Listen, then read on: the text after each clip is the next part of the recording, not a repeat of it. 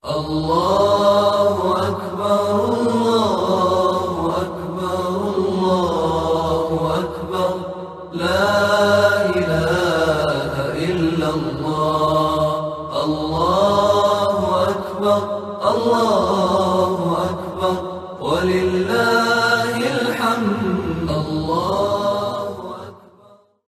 الله الحمد لله وكفى وسلام على عباد الذين اصطفى ما بعد أعوذ بالله من الشيطان الرجيم بسم الله الرحمن الرحيم قال الله تعالى في كتابه وما أرسلناك إلا رحمة للعالمين صدق الله العظيم اللهم صل على محمد وعلى آل محمد كما صليت على إبراهيم وعلى آل إبراهيم إنك حميد مجيد اللهم بارك على محمد وعلى آل محمد كما باركت على إبراهيم وعلى آل إبراهيم إنك حميد مجيد ربي اشرح لي صدري ويسر لي أمري واحلل عقدة من لساني يفقهوا قولي. زما ګرانو لیدونکو اوریدونکو السلام علیکم ورحمت الله وبرکاته.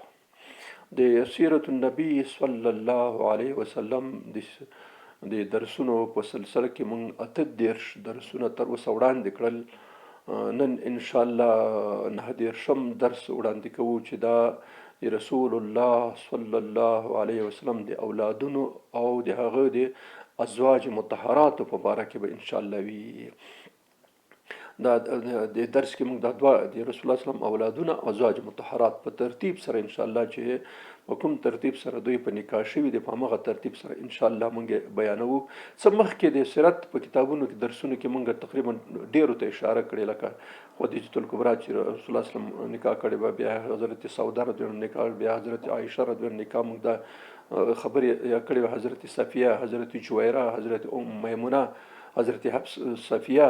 دې ټول باره کې لږ معلومات شوی، خو دلته په یو درس کې که ټول مونږ تشریح کړو دا به ډېر ښه راشي چې په یو درس کې یا په دوه درسونو کې ګورو، که یو درس کې زیان نه شو بیا به دوه درسونه ورته مختص کړو چې په یو ځای باندې د ټولو یادونه وشي، دا به تر ټولو ډېر ښه راشي ان شاء الله، او دا به د ګټې خبره شي او ټول به په دې پوه شي چې رسول الله صلی الله علیه وسلم د بیبیانو د اولادونو هغه ټول شان به خبر شي. اوله خبره دا ده چې رسول الله صلی الله علیه وسلم د صحیح روایاتو په حساب باندې چې امام بخاری، امام مسلم او د متعددو محدثینو را نقل کړي دي، رسول الله صلی الله علیه وسلم د 11 بیبیانو سره واده کړی او کور ته راوستي، 11 بیبیانو سره واده کړی او کور ته راوستي دي، او 2 بیبیانو سره واده نه بلکې هغوی د وینځو په شکل باندې، خادمانو په شکل باندې. یوه ماریه قبطیه چې د موږ مخکې مکتوبات شریف کې اشاره ورته وکړه چې د مصر مشر مقوقس د حاتب بن ابي بلتعه سره یو ځای را لېږلې وه، یو بل سیرین دواړه خورګانې وې، هغه حسن بن ثابت وخته او دا یو چې کوم نه د رسول الله صلی الله علیه وسلم زوی پیدا شو، ماریه قبطیه. دا قبطیه زه ورته چې قوم د قبطو دا د رسول الله صلی الله علیه وسلم خادمه وه او وینځه وه، دا کور کې وه ورسره، کور د هغه خو په صله سره خادمه وینځه وه. نو په دې خاطر باندې د رسول الله صلی الله علیه وسلم خادمانې ریحانه په نامه بلم وه، هغه د یهودو د خاندان نه و. نو دا دوه وینځې وې، یوه ریحانه او بل ماریه قبطیه. د ماریه قبطیه نه زوی حضرت ابراهیم پیدا شولو. نو ټولې جمع د صحیح روایاتو په حساب باندې 11 بیبیانې دي او دا دوی چې د خادمانې وینځ وې. رسول الله صلی الله علیه وسلم چې کله وفات کېدو نو د 9 بیبیانې ژوندیانې وې او دا دوه حضرت خدیجة الکبرا رضی الله تعالی عنها او حضرت زینب بنت خزیمه ام المساکین په نامه مشهوره وه، دا وفات شوې وه. دا دوه وفات شوې وې او دا نورې چې به ژوندۍ وې نه، نو ټولې جمع 11 شوې. اوس خبره دې ته راځي چې رسول الله صلی الله علیه وسلم ولې ودونه کړي وو، چې 11 ودونه کړي وو. اصل خبره دا ده چې په مخ کې د عربو کې هیڅ د ښځو تعداد متعین نه و چې یو سړی څومره ښځې کولی چې څومره یې خوښه وه، او بلکې د موږ نه مخکې د داود علیه السلام په باره کې د ښځو تعداد راځي چې ووې، د سلیمان علیه السلام په باره کې خو راځي په د بایبل کې چې د 200 په شاوخوا کې او د 300 یوازې خادمانې او وینځې لرلې، او دغسې د ابراهیم علیه السلام په باره کې 4 نکاحګانې راځي. دا ټولو هغه کې مختلف. نو داسې پابندي تر دې وخته هېڅ پوه نه وای چې یو سړی به څومره ودونه څومره نکاحګانې کې دا پابندي نه وه. دا اوس چې کوم وروسته بیا د شریعت محمدي هغه شو، نو په هغې کې بیا 4 بیبیانې په هغه کې هغه شوي، 4 ښځو نه زیات څوک په یو وخت کې نشي په نکاح کولی. نو اوس مونږ دې خبرې ته راځو چې رسول الله صلی الله علیه وسلم ولې دونه کړي وو. یو خبره چې ډیره مهمه ده هغه دا ده چې رسول الله صلی الله علیه وسلم داسې خبره لکه سړی وایي چې جنسي تمایل یا به اصطلاح سره شهواني قویه په خاطر دونه کارونه کړي، دا غلط دی. رسول الله صلی الله علیه وسلم مخکې موږ او تاسو ویلی صحیح خبره همدا ده چې رسول الله صلی الله علیه وسلم اول واده چې کوم کړی دی هغه په 25 کلنۍ کې کړی دی، یعنې دا 25 کاله عمر یې مجرد تیر کړی دی. بیا چې کله اولین واده وکړی د حضرت خدیجې سره یې واده وکړی چې هغه 40 کلنه وه، 15 کاله ترې نه مشره وه. یو دویم دا چې هغه 2 ځلې کونډه شوې وه، یو خاوند وکړي هلته نه وفات شو، اولاد پاتې شو، بل خاوند وکړي هغه هم وفات شو، اولاد ترې پاتې شو. نو 3 اولادونه د خدیجه کبرا د رسول الله صلی الله علیه وسلم نه مخکې پیدا شوي وو تیار. نو هغه 2 ځلې کونډه شوې وه، نو یو 40 کاله د هغې عمر و. د هغې نه وروسته رسول الله صلی الله علیه وسلم دې سره 40 کاله حضرت خدیجه کبرا د رسول الله صلی الله علیه وسلم سره تیر کړل. 40 کاله دغسې 4 کلونو ته د هغې عمر ورسېدلو. 4 کلونه او 6 میاشتې د خدیجه کبرا عمر شو چې دا وفات شوه. یعنې معنا دا چې رسول الله صلی الله علیه وسلم چې کله خدیجه کبرا وفات شو نو د هغه عمر هغې وخت کې پوره 50 کاله و. یعنې 50 کلنې پورې رسول الله صلی الله علیه وسلم د داسې یو ښځې سره بوډۍ سره د داسې هغه سره چې هغه دومره عمر خاونده وه، د 40 نیولې تر 4 کلونو دغه عمر هغې سره تیر کړی دی. نو معنا دا چې که چېرته د جنسي تمایل او د جنسي او د شهواني خواهشاتو چې ځینې بدبخته خلک دا پروپاګند کوي، نو ولې په دې وخت کې بله 2مه 3مه 4مه یې نه کوله چې وروسته یې وکړې. رسول الله صلی الله علیه وسلم دا وروسته ودونه چې کوم کړي دي هغه د 55 کلونو او 30 کلونو په منځ کې کړي دي. انشاءالله دا تفصیل راځي ځکه حضرت خدیجه کبرا په د نبوت په 10 کلن کال رسول الله صلی الله علیه وسلم په 50 کلنۍ کې وفات شو. بیا په همدغه کال حضرت سودا بنت زمعه په نکاح کړه چې هغه خپل هم کونډه وه، د پاخه عمر خاونده وه. د عایشې بیبي سره په اول هجري باندې هغه وکړه نکاح وکړله. نو که ته چې حساب شي چې 1 هجري او دلته 10 نه نیولې تر هغې پورې 14 نو 4 کاله او 54 کالونو کې 54 کلنۍ کې د هغه سره نکاح وشو د عایشې بیبي سره، او د سودا رضی الله عنها سره په 50 کلنۍ کې نکاح کړی. د هغه هم بوډۍ وه، زړه وه، په اصطلاح سره عمر ډېر و. که چېرته کېده خو مخکې عمر کې د ودونه هغه نو د 54 کلنۍ نه بعد بیا رسول الله صلی الله علیه وسلم دا نور ودونه کړي چې انشاءالله تشریح به وروسته په خپل ځایونو کې راشي. نو که چېرته د شهواني او د جنسي قوا او د شوق او د ذوق خبره وی نو رسول الله صلی الله علیه وسلم باید مخ کړی داسې نه و چې د مالدار نه و، خو د مال اور څه لرل د صدیق خدیجه الکبرا مال ډېر زیات و، هغه ورته پاتې شوی و.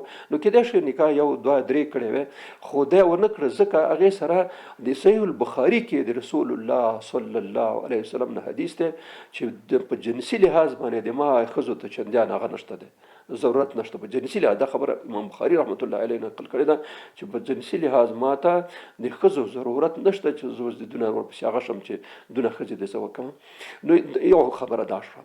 دویمه خبره دا ده چې رسول الله صلی الله علیه وسلم ټوله زندگی د نبوت چې کوم یو دا د خلکو دپاره شریعت دی. د زندګۍ هر ګوشه، هر ګوټ، هر برخه هر اړخ د رسول الله صلی الله علیه وسلم شریعت دی. نو ځکه نارینه خو ډېر و چې د رسول الله صلی الله علیه وسلم سره په تماس کې د ورځې، خو دا ښځو ته به دا مسایل څوک نقلوي. نو دا خبره دویمه خبره ده چې رسول الله صلی الله علیه وسلم دا زیات ودونه په دې خاطر وکړه چې د مېرمنې زیاتې وي د نه څه یاد کړي او خلکو ته نقل کړي. او همداسې ومشول. تاسو کله وګورئ بیا هغې ته درته معلومه شي چې د رسول الله صلی الله علیه وسلم د زندګۍ مختلف اړخونه چې د زنانه او د زندګۍ پورې او د زنانه پورې مربوط هغه ټول د امهات المؤمنین د خوا نه را نقل شوي دي. درېیمه خبره دا ده چې رسول الله صلی الله علیه وسلم صرف د یو پیغلې نجلۍ سره واده کړی، هغه سیده عایشه بیبي وه. نورې ټولې کونډې حتی داسې کونډې چې ډبل کونډې وې، یعنې 2 ځلې خاوند کړی، لکه حضرت خدیجه بیبي 2 هغه نه کونډه شوې وه، حضرت سودا د 2 نه کونډه شوې وه. دغسې دا نور هم چې تاسو وګورئ 1 2 ځلې کونډې شوي دي یا طلاق شوي دي. د هغې نه وروسته رسول الله صلی الله علیه وسلم ورسره واده کړی. نو په دې خاطر دغه شی و چې د دې داسې ښځو سره هغه نه دی کړی چې هغه ټولې په صرف د یوې پېغلې سره کړی که د شهواني قوې او جنسي قوې مسایل پکې نو دا به نه کولی. درېیمه خبره څلورمه خبره دا وه چې رسول الله صلی الله علیه وسلم چې کومې نکاحګانې کړي دي ډېرې د هغې وجه دا ده چې دا ښځې د مختلفو قومونو ښځې وي. نو کوم قوم سره به چې رسول الله صلی الله علیه وسلم نکاح وکړه هغه خلک بیا به د رسول الله صلی الله علیه وسلم سره نږدې شول. لکه موږ او تاسو مخکې د سیرت په درسونو کې ولوسته غزوه بني مصطلق چې کله د هغه د بني مصطلق د سردار لور حارث مستلقي نکاح وکړه د جویره د هغه لور جویره په نکاح کړه نو دا ټول بندیان چې څومره په دې جنګ کې نیول شوي ټول د خلکو خوښه کړه صحابه کرامو او هغه قوم خلک ټول مسلمانان شو. یو نیم سل کورنۍ راغلي وي دا ټول مسلمانان شو. پلار حارث چې ډېر د رسول الله صلی الله علیه وسلم سخت هغه و او د رسول الله صلی الله علیه وسلم په خلاف د جنګ تیاری نیولې هغه هم ایمان راوړو اسلام یې راوړلو. نو د جویره رضی الله عنه په باره کې راځي چې دې نکاح د خپل قوم لپاره ډېره برکتي هغه شول ځکه ټول د غلامۍ نه او د هر څه نه خلاص شو ټول په اسلام کې داخل شو. دغسې ام حبیبه رضی الله عنها د ابو سفیان لور وه. ابو سفیان هغه څوک و چې په ټولو جنګونو کې د مسلمانانو په خلاف د جنګر په اصطلاح سره مشري همده په لاس وکړه. د کفر او د شرک او د مسلمانانو د دشمن لښکر مشري به د ابو سفیان په لاس کې وه. د دې ابو سفیان لور حضرت ام حبیبه اصلي نوم یې رمله بنت ابو سفیان. دغه ام حبیبه رضی الله تعالی عنها چې کله رسول الله صلی الله علیه وسلم په نکاح کړه او ابو سفیان د ده خسر شو او د زوم شو نو د هغې نه وروسته د دې نکاح نه بعد بیا د دوی دواړو ترمنځ هېڅ جنګ نه دی شوی. په اووم کې دا نکاح وشو په اووم هجري کال کې او په اتم هجري کال کې ابو سفیان رضی الله تعالی عنه ایمان راوړلو. هغه مور چې ډېره سخت هغه وه هغې ایمان راوړلو. نو دغسې بیا ټول هغه شو. دغه هر واده چې شوی دی هغه واده په داسې یو ترتیب شوی دی چې د هغې خلکو هغه شوی. څلورم پنځمه خبره پکې دا ده چې ځینې صحابیاتو سره یا د ځینو مېرمنو سره چې رسول الله صلی الله علیه وسلم واده کړی نو هغې کې د هغه کورنۍ او د هغه خاندان او د هغه پلارنۍ هغه زړه ساتل هم پکې مطلب و ډېر ځکه چې دا مسله هم پکې وه. لکه اوس د بي بي عایشې سره چې واده وشو د ابوبکر صدیق خاندان بالکل د دوی سره ضم شو. د حضرت عمر فاروق د حضرت حفصه رضی الله عنها سره چې واده وشو د عمر فاروق د خاطر په خاطر باندې چې د هغه کورنۍ دوی سره وتړلی شي. نو دا شیان هم پکې وه چې دا شی مد نظر ونشي. شپږمه خبره پکې دا ده چې دا کوم ځینې ښځې یا مېرمنې چې رسول الله صلی الله علیه وسلم په نکاح کړې هغوی اکثرې کونډې وې. لکه حضرت حفصه کونډه وه کونډه پاتې شوله. خپله حضرت عمر د بخاري حدیث دی چې حضرت عمر حضرت عثمان ته پیشنهاد وکړي دا زما لور په نکاح کړه. هغه وویل چې زه یې نه کومه او حضرت ابوبکر صدیق ته ورته ویل چې یې وکړه نو هغه هم ونه کړله. او د هغې نه وروسته رسول الله صلی الله علیه وسلم دا وکړه چې د حضرت عمر دا زړه مات نه شي ځکه هغه دوه کسانو چې څه ونه ویلې او حضرت عثمان ورته ویل چې زه خو یې نه کوم. ابوبکر صدیق هېڅ جواب ورنه کړ. نو په دې باندې خفه و. نو رسول الله صلی الله علیه وسلم ورته ویل چې هغه مه کوه انشاءالله بیا په خپل وخت کې راځي. دغسې ام سلمه رضی الله تعالی عنها هغه مؤمنه وه چې اول مؤمنانو د جملې نه وه او اول مهاجرت همدې ښځې سره د خاوند وکړ. نو هغه هم ډېره ځورېدلې وه بیچاره چې کله کونډه شوه نو رسول الله صلی الله علیه وسلم د هغې سره هم نکاح وکړه. دغسې چې دا څومره شوي دي میمونه رضی الله عنها چې په اووم هجري کال په آخر کې عمرة القضا کې ورسره نکاح وشوه هغه هم کونډه شوې وه بیچاره. نو رسول الله صلی الله علیه وسلم دا ټول ملحوظات دا ټول شیان مد نظر ساتل چې هم د خلکو زړه وساتي هم د قومونو هغه ځان لاس راوړي. ځکه اصلي خبره پکې د ایمان او د اسلام راوړلو خبره مطرح وه پکې چې خلک خپلوان شي نو هغه خبره ختمه شي. او بل د تعلیم او د تربیت او د روزنې مسله هم پکې موجوده وه. نو ځکه دا مختلف دې ته تعدد زوجات حکمت ویل کېږي چې رسول الله صلی الله علیه وسلم ولې د دونه ازواج مطهراتو سره ودونه وکړه. د هغې وجه اصلي دغه وه چې دا ټول حکمتونه چې کوم بیان کړ دا ټول حکمتونه پکې مد نظر و چې دغه حکمتونه دي چې بیا څه هغه پیدا. نو ځکه رسول الله صلی الله علیه وسلم متعدد ودونه وکړه. اوس راځو د رسول الله صلی الله علیه وسلم امهات المؤمنین یا ازواج مطهرات ته چې کوم یو ازواج مطهرات د رسول الله صلی الله علیه وسلم مېرمنې وې د هغوی سوانح مختصر شانتې ډېر تفصیل باندې نه کېدي خو هغه لازم معلومات چې څومره دی او انشاءالله وړاندې کړو.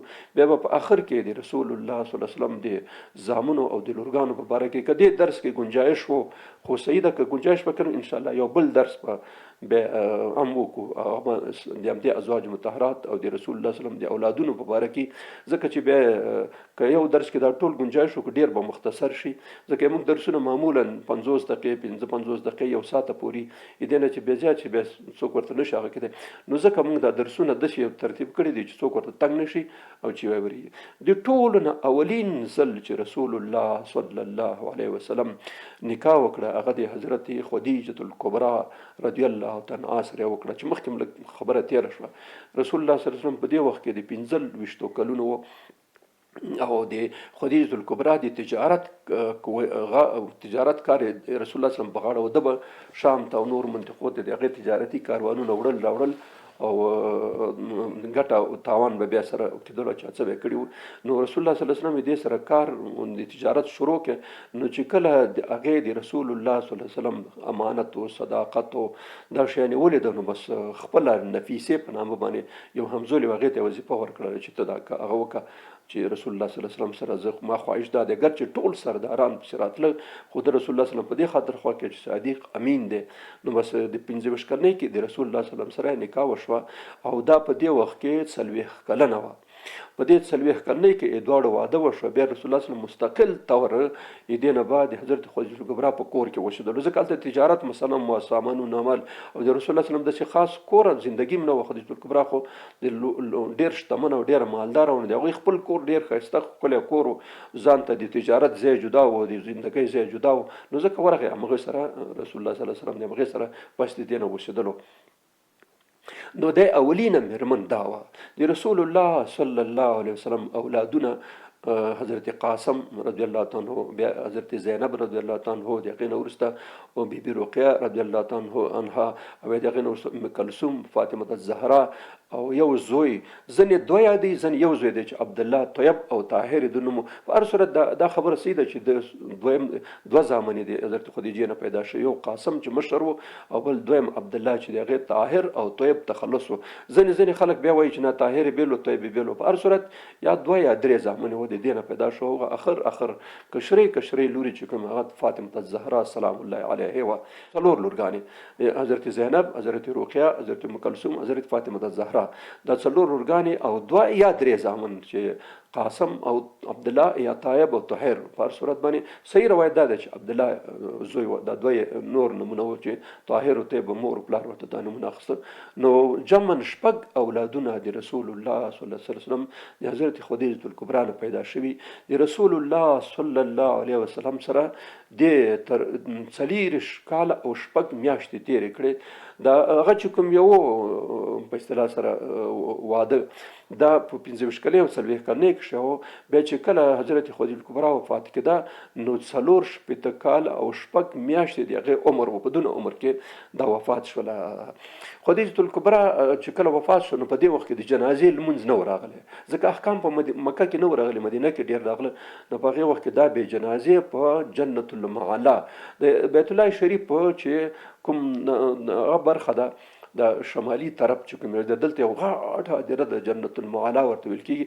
دې په دې بالکل هغه برنۍ قسمت کې چې سړی ورشي بر سر ته چې داسې ورو ورو خیجي نو آخر سر کې داسې لږ ځای دی، په دې کې هغه عکس انشاءالله تصویر کې به تاسو وګورئ، هماغه جګ برخه چې سړی وداسې پورته کړي اخر برخه چې وړکۍ ځای دی، دې ځای کې خدیجة الکبرى قبر دی، دلته خاورو ته وسپارل شوله او په همدې ځای په همدې هدیره کې ابوطالب صاحب هم خاورو ته سپارل شوی دی.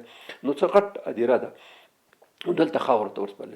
د حضرت خدیجې شان او د هغې مرتبه او د هغې حیثیت موږ او تاسو په هغه کې په دین کې ډېر زیات دی. د دې په باره کې ډېر مختلف احادیث راغلي دي د هغه کې د رسول الله صلی الله علیه وسلم او د دې ترمنځ باندې. نو یو ځل وایي چې رسول الله صلی الله علیه وسلم په کور کې و، د حضرت خدیجې سره په کور کې ناست و. نو غالبا دغه کلونه و چې کله د وفات نه مخکې و، بیا چې جبریل علیه السلام راغی او خدیجه الکبرا په اشپزخانه کې څه د خوراک او څښاک سامان برابرولو. دا روایت امام بخاری امام مسلم متفق علیه حدیث ته. ابو هريره دا روایت کړی دی چې جبرئیل علیه السلام چې کله خدیجه د اشپزخانې نه وروته او پتنوس کې خوراک او څښاک ورسره و نو جبرئیل علیه السلام رسول الله صلی الله علیه وسلم ته ورته ویل چې خدیجه را روانه ده او په پتنوس کې د خوراک او څښاک شیان ورسره دي.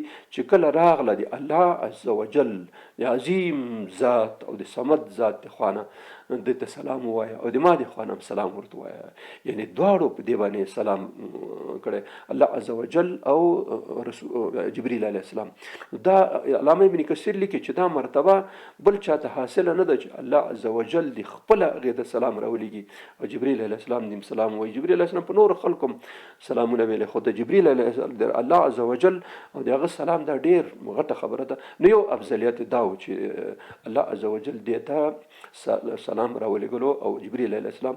دویمه خبره دا و چې همدې حدیث کې دې ته د جنت زیری ورکړه. اولین هغه کې چې چاته د جنت زیری ورکړه شوی دی همدا ده چې جنت زیری ورکړه چې تا ته به په جنت کې داسې د یو ملغلرو داسې د یاقوتو خیمه کور کې درکړی شي چې هغې کې به هېڅ قسم شور و شغب و دا شیان نه وي. نو تا ته د جنت زیری همدې ته ورکړه شو. په امهات المؤمنین کې اولین ښځه چې هغه د جنت زیری ورکړی شو هغه خدیجه الکبرا رضی الله تعالی عنها. دا د دې یو خاص افضلیت او ډېر خاص هغه په هغه کې دې په امتیازاتو کې بل دا دی چې دا اولین ښځه اولین په امت کې اولین شخص مطلب دا شو اولین شخص چې چا په رسول الله صلی الله علیه وسلم ایمان راوړی دی خدیجه الکبرا او اولین په امت کې اولین کس چې د رسول الله صلی الله علیه وسلم سره لمونځ کړی دی هغه خدیجه الکبرا. دا امتیاز چا سره نه و. یو ځل امام بخاري دا حدیث را نقل کړی دی چې رسول الله صلی الله علیه وسلم وایي چې رسول الله صلی الله علیه وسلم د خدیجه الکبرا سره د محبت خبره یاد شوله نو چې دی به کله د خدیجه الکبرا خبره کوله نو خامخا به ډېر خفه او د خوله بنت حکیم چې کله خدیجه الکبرا وفات شوه نو ویل چې خوله بنت حکیم رسول الله صلی الله علیه وسلم ته راغی چې ویلو چې ډېر طبیعت یې داسې خراب غوندې دی او خفه غوندې دی. نو خوله بنت حکیم رضی الله عنها ورته ویل چې یا رسول الله ستا طبیعت ډېر زیات خراب دی. نو هغه ورته ویل چې ګوره خولې څنګه به خراب نه وي دا خو یوازې زما میرمن نه وه بلکې زما د بچو مور وه او دا هغه ښځه وه چې اولین تصدیق ما باندې وکړی او د ما غمګساره وه د ما مال هر څه یې ما نه قربان کړه او ډېر زیات مینه او محبت وفاداره ښځه وه. نو ځکه مې د یاده نه وځي او خامخا به طبیعت هغه کېږي په دې خاطر باندې. حضرت عایشې په باره کې راځي حضرت عایشه وایي دا د بخاري حدیث دی وای عایشه بیبي وایي چې رسول الله صلی الله علیه وسلم به د بیبي عایشې ډېر زیات صفت کولو او چې کله به چې څاروی ماروی حلال کې نو څه غوښه به جدا کوله چې څوک د خدیجه الکبرا ملګري وي هغوی ته به خامخا ورلېږله. و یو ځل د دې ډېر هغه یې وکړه نو ما ته غوسه راغله. ما ورته ویل چې یا رسول الله ته لکه چې نورې ښځې نه لرې چې د یوې بوډۍ او د خوله یې تکه سره یعنې غاښونه هم نه وه ته د هغې صفتونه کې. نو رسول الله صلی الله علیه وسلم راته وفرمایل چې ګوره عایشې ته په دې خو نه پوهېږې دا هغه ښځه وه چې بغیر د چونو چرانې په ما ایمان راوړو د ما باندې تصدیق وکړو در حال کې چې نورو خلکو د ما تصدیق نه کولو بلکې تکذیب یې کولو. دا هغه ښځه وه چې ټول مال د ما نه قربان کړې او دا هغه وفاداره ښځه وه چې تر اخره پورې ما تر څنګ او هغه پورې ولاړه وه او ټول هر څه ما په خاطر باندې پرېښي وه. او بل خبره دا ده چې اولادونو مور د ما د اولادونو مور همدا ده. نو ځکه خو دا کار هغه کوم. نو په دې خاطر باندې رسول الله صلی الله علیه وسلم باندې ګرانه وه. نو عایشه بیبي وایي چې ما به په هېڅ ښځه باندې دا بنې چې بن ورته وایي چې بنې دې چا سره مې دونه ډېر هغه نه و رشک نه و زړه مې پرې نه هغه کېدو خو د خدیجې صفت به چې کله رسول الله صلی الله علیه وسلم وکړه نو ما باندې ښه نه لګېدلو سره د دې چې ما نه لیدلې وه نه مې کتلې وه ما نه مخکې چې زه فیصله زه رسول الله صلی الله علیه وسلم تر ودګېده دې څو کاله وتلي وو چې دا وفات شوی زه بالکل وړه وم چې دا وفات شوی بالکل ما او د خدیجې سره هېڅ ملاقات نه و شوی خو د رسول الله صلی الله علیه وسلم دا ډېر هغه چې د به ډېر صفت کولو نو ما ته به چندان داسې ډېر خوند نه راکولو په دې خاطر باندې. نو د سیرت کتابونو د حضرت خدیجه الکبرا لس امتیازات چې په ترتیب سره ناقل کړي دي. لس امتیازات په ترتیب سره را نقل کړي دي محدثینو او د خلکو چې څو شیان دلته مونږ ذکر کوو. اوله خبره دا ده چې د ټولو نه اولین تصدیق چې چا د رسول الله صلی الله علیه وسلم وکړي، د ټولو امت کې اولین تصدیق چې چا وکړي هغه حضرت خدیجه الکبرا و. دا اولینه ښځه وه چې د رسول صلی الله علیه وسلم تصدیق، بلکې په امت کې اولین شخصیت و چې دی وکړي، او اولینه ښځه وه چې رسول الله صلی الله علیه وسلم سره واده وکړي. نو یو دا امتیاز و چې اولین تصدیق هم دې کړی، اولینه ښځه وه چې دا شوې ده واده ورسره کړی. بل امتیاز دا ذکر کړی دی چې د رسول الله صلی الله علیه وسلم په خپل د دې په زندګۍ کې تر څو چې خدیجه الکبرا ژوندۍ وه، نو رسول الله صلی الله علیه وسلم د بل چا سره واده ونه کړي. اولینه مؤمنه په امت کې دا وه، اولین واده د همدې سره شوی، او د دې په ژوندانه کې رسول الله صلی الله علیه وسلم بل واده بیخي نه دی کړی. او د هغه نه اول په د امت کې چې چا د رسول الله صلی الله علیه وسلم لمونځ کړی دی هغه خدیجه الکبرا وه. دا ټول امتیازات دي. او د رسول الله صلی الله علیه وسلم ټول اولاد بغیر د ابراهیم نه ټول اولاد رسول الله صلی الله علیه وسلم د حضرت خدیجه الکبرا نه و. او الله عز وجل خپل بذات خود حضرت خدیجه ته سلام د جبرائیل علیه السلام په لاس را لېږلی، او جبرائیل علیه السلام هم په دې سلام. دا ډېره غټه خبره ده چې الله پاک چا ته سلام راولېږي، نو دا خو ډېره غټه خبره ده. دا د دې امتیازاتو. او د اولین لقب د صدیقې چې دې ته صدیقه لقب ورکړی چې د رسول الله صلی الله علیه وسلم تصدیق کړی و هغه شی و. بل امتیاز دا دی چې د رسول الله صلی الله علیه وسلم په زندګۍ کې اولینه ښځه چې وفات شوه همدا وه. د امهات المؤمنین کې او ازواج مطهراتو کې اولینه ښځه چې وفات شوه همدا وه. او رسول الله صلی الله علیه وسلم سره دی چې د جنازې لمونځ نه و نازل شو، جنازه ونه کړه، خو رسول الله صلی الله علیه وسلم خپله دا قبر ته ښکته کړه. چې کله قبر کې ښخوله نو په خپله رسول الله صلی الله علیه وسلم لاندې ورکېوته او په قبر کې دا ښخ کړه. دا 10 امتیازات د حضرت خدیجه الکبرا د موږ د سیرت کتابونو راخشي. دا امتیازات تر یو ځنې په قوي احادیثو کې د دې د امتیازات راغلي. مخکې سیرت کې تقریبا دا خبرې موږ د سیرت په درس کې یو څه برخې بیان کړې. نو دا د حضرت خدیجه الکبرا هغه لنډې سوانح وې چې موږ بیان کړې. موږ او تاسو دا خبره مخکې کړې وه چې د رسول الله صلی الله علیه وسلم اولین واده همدا و چې 40 کاله یې د رسول الله صلی الله علیه وسلم تېر کړه. د دې خپل عمر چې و 4 کلونه او 6 میاشتې و چې وفات شو، او د رسول الله صلی الله علیه وسلم عمر د دې د وفات په وخت کې 50 کلونو ته رسېدلی و. د دې نه وروسته دویم واده ورته ونه وایي، نامزادي به ورته ووایو. دویم چې هغه د هغه سره وشو، حضرت عایشه بیبي سره وشو. مخکې موږ سیرت په درس کې دا خبره ټوله تکرار کړې وه چې خوله بنت حکیم رسول الله صلی الله علیه وسلم ته راغله. که مخکې موږ اشاره وکړه رسول الله صلی الله علیه وسلم ډېر غمجن او ډېر خفه یې ولیدلو، نو هغه ته ورته وویل چې یا رسول الله همداسې خو نه کېږي، ځکه اولادونه دې تا همداسې دي، که دوه یو پیغله یو کونډه دا به درته هغه کړم، یو به درته نامزد کړم، دا بله په نکاح کې رابیولې کور ته چې ستا د ماشومانو د کور غم خوري. نو دی ورغله اول ابوبکر صدیق رضی الله عنه ته. ابوبکر صدیق ته ورته وویل چې رسول الله صلی الله علیه وسلم غواړي ستا د لور سره عایشې سره واده وکړي. نو موږ مخکې خبره کړې وه چې هغه ورته وویل چې ما خو دا د مطعم بن عدي سره واده کړی ده. بیا هغه ورته ویلې صحیح ده دا خبره دې وکړه. نو هغه چې لاړ هغه ورته ویل چې نه زه ستاسو سره بیخي خپلوي کول نه غواړم، تاسو بېدینه یو دا یو دی. نو هغه چې راغی خولت یې ورته ویل چې بس رسول الله صلی الله علیه وسلم ته ورته ویل چې راشي. د بیا نامزادي صرف دسمالې ورکړه. موږ داسې خلک ورته کوزده شیرین خوري چې ورته وایي دا وشوله، واده نه و شوی. دا دویم دی چې حضرت سید عایشې واده وشولو.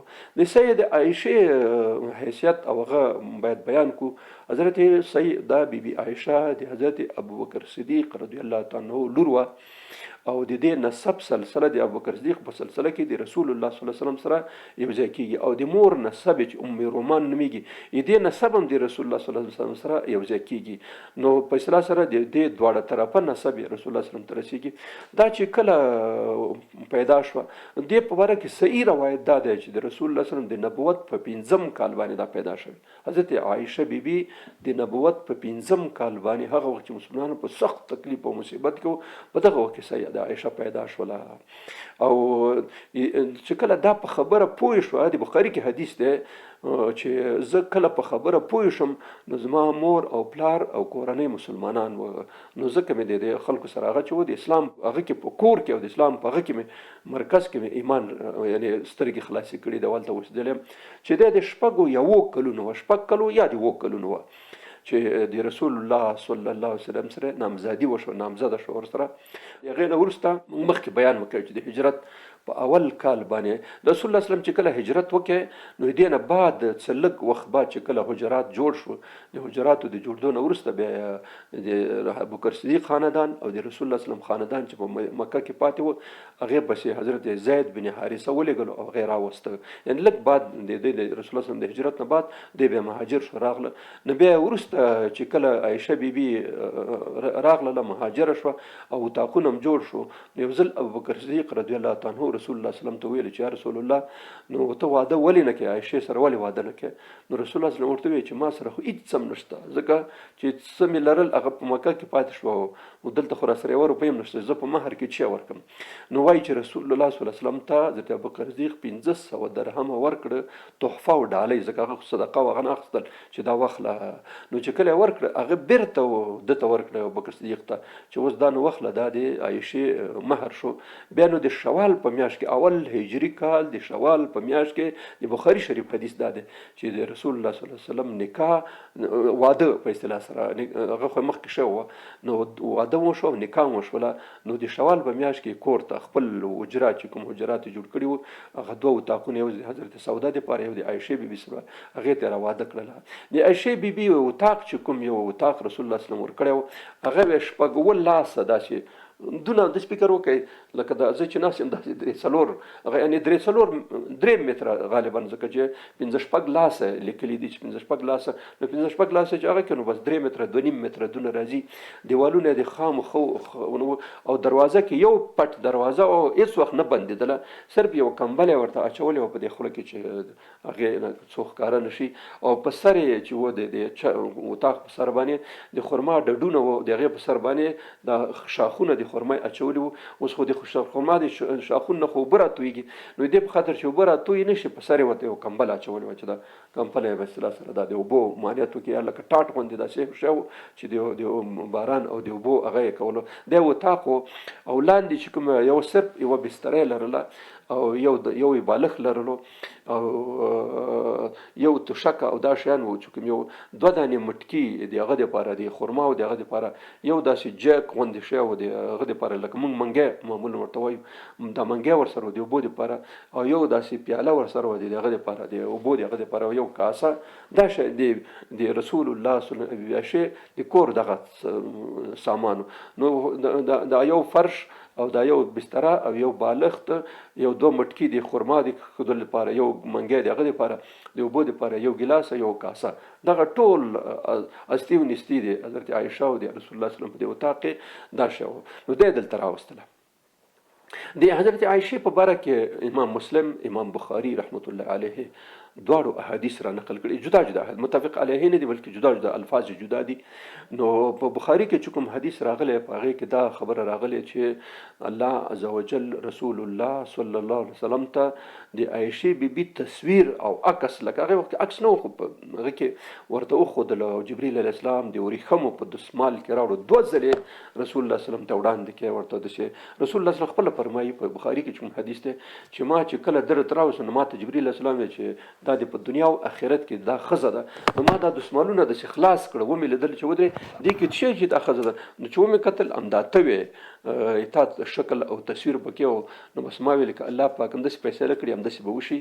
نو دا د بخاري حدیث دی چې 2 ځلې جبریل علیه السلام د وریښمو په دسمال کې حضرت عایشه بیبي رسول الله صلی الله علیه وسلم ته راوړله او ورته وښوده چې دا د دنیا او آخرت کې ستا ښځه ده. یعنې دنیا او آخرت کې چې ښځه شوه نو معنا دا چې دا جنتۍ ده. او دا بعضې خلک چې د دې پسې پروپاګند کوي، ځینې خلک عایشې بیبي ته بدرد وایي، دغه بدبختان په دې نه پوهېږي چې په دې باره کې څومره صحیح احادیث او د قرآن څومره آیتونه نازل شوي د عایشې بیبي باره کې.